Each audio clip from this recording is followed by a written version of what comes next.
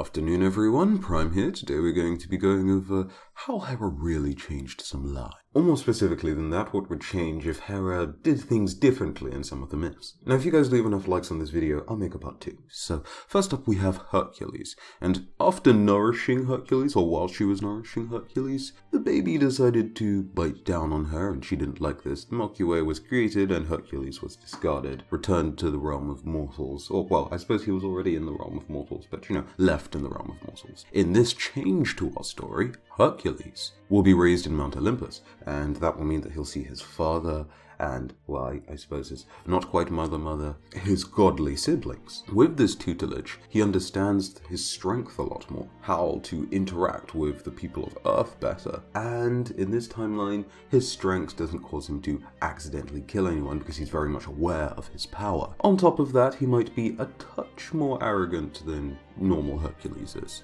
As for the death of Megara and his family, the trials of Hercules being punished by wearing poison clothes that eventually kill him, and him killing some other queens and important people that he was having relationships with, those don't happen because those are the result of Hera meddling in Heracles' life. I suppose I should be saying Heracles now. Hera has no reason to do that, so Heracles isn't taken by this mad rage, doesn't kill his wives, and isn't forced to repent or atone for his sins in any way, shape, or form, which also means that he doesn't become a slave. With that, though, comes some other sort of Hera's meddling. So instead of causing Hercules to do some dirty business, instead she may be overly protective of Hercules, giving him unfair advantages in certain battles and treating him like a favored being, being favored by the gods, I mean. Also, Hercules probably only gets married once and doesn't cheat on his wife. Unlike a lot of other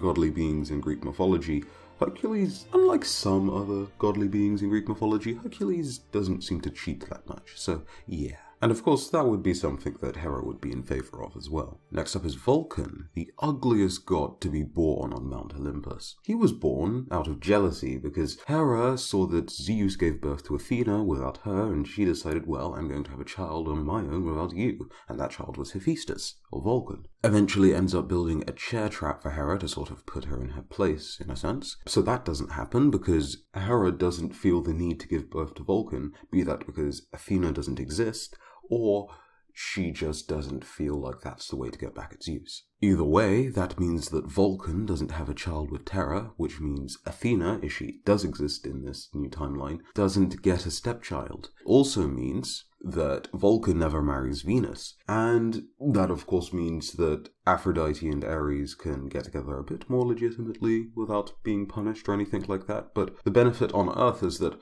every time Vulcan found out about Athena and Ares getting together, it was said that volcanoes would erupt. So in this new timeline, there are a lot less volcanic eruptions, because Vulcan is a lot more chill, shall we say. But the biggest loss for Vulcan not have been created is Pandora, the first woman made out of clay. Vulcan is responsible for creating her, so without Vulcan, we don't get the first woman. Does that mean that no women would inhabit the Earth? I'm not sure about that. But we know the story with Pandora's box. She opens the box and releases all manner of strife and nightmares and just things that we'd rather not have in the world. So, no Vulcan means no Pandora, which means a much more pleasant life for mankind. I know that part of that story was also that Prometheus stole fire and gave it to humanity, and Zeus was angry, and that was part of the reason why Pandora was given in the first place, but let's just say that there's no strife, okay? Next up is Argus. Now, Argus was very loyal to Hera. Thanks to Hera, Argus ends up killing Echidna. And Argus is also sent to guard a certain gift from Zeus, a cow, that Hera was very suspicious about.